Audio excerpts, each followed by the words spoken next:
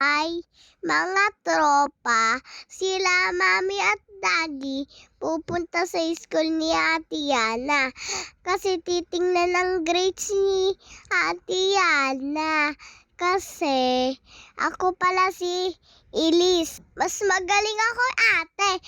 Pupunta pala sila sa school ni ate. Titingnan ang grade ni ate. Magaling ako sa teacher ko. Nagpa-plus pala kami. Magaling ako doon.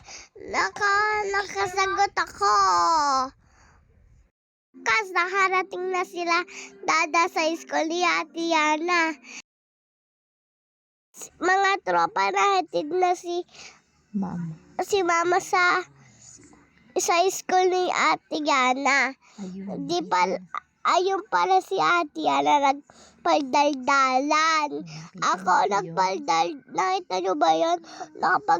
Hindi naman ako nagpaldaldalan eh.